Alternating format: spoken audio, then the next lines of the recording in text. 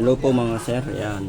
So, magre-reprogram po tayo ngayon ng coin slot kasi ang car wash bendo at foaming machine, ang gusto ni client is kwan lang, 5 pesos lang ang ina-accept. So, gamit natin ang universal, pwede siyang i-reprogram kung sakali. So, tuturo ko lang po sa inyo kung paano mag-reprogram. So, may dalawang button dito, add at saka minus. Ilo-long press nyo lang po ito. Itong dalawa, long press 3 seconds. Yan. Pag lumabas yung A, long press nyo yung set 3 seconds ulit. Then pag lumabas yung E, pindutin nyo kung ilang coins yung ihulog nyo, 10, piso, 5, 10, 20. So ang i-reprogram po lang natin dito is 5 pesos lang yung i-accept. So dalawang 5 pesos, old at saka new, yung gagamitin ko. Then press nyo yung set.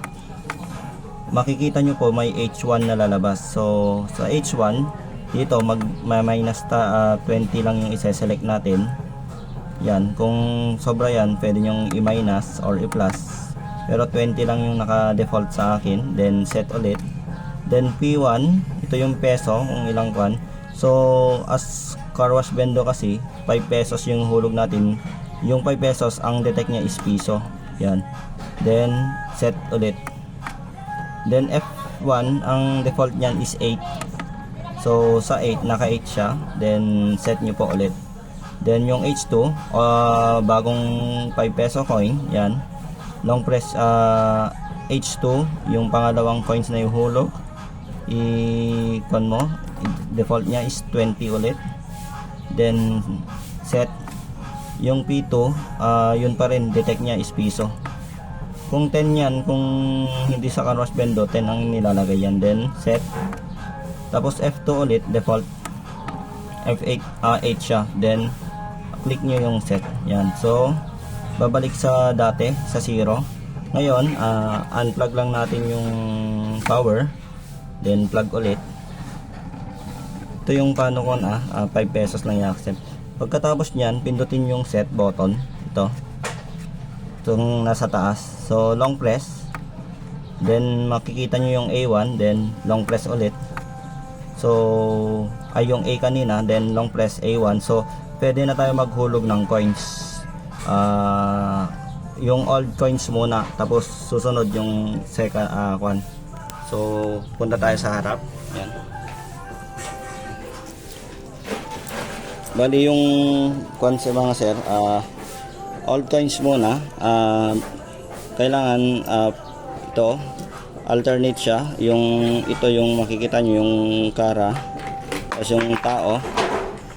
Bali 20 yan. 2, 3, 4, 5, 6, 7, 8, 9, 10, 11, 12, 13, 14, 15, 16, 17, 18, 19.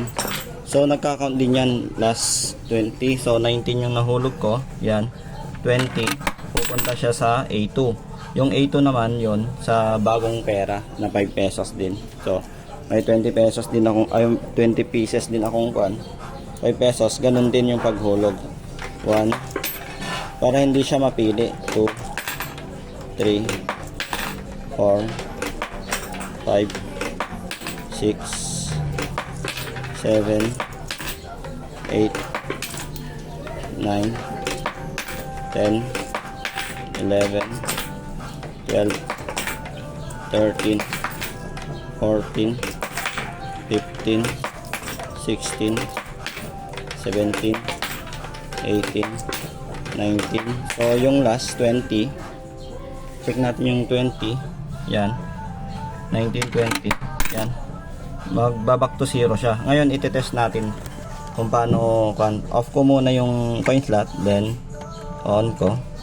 Testing natin kung mag-a-accept siya ng piso at saka other coins 20 or pero sa piso mo nang itest.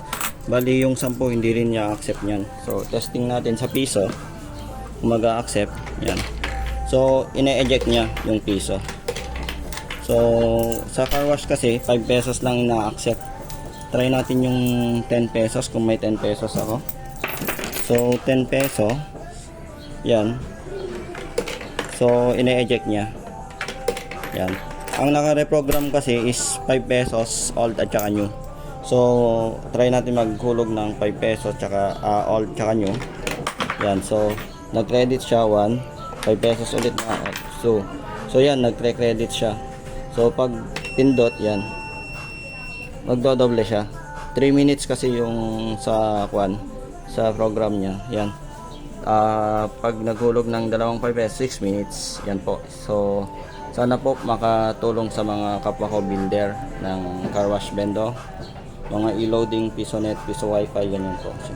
Yan po yung tutorial ko kung paano mag-reprogram sa car wash bendo using universal coin slot. Yan. Maraming salamat.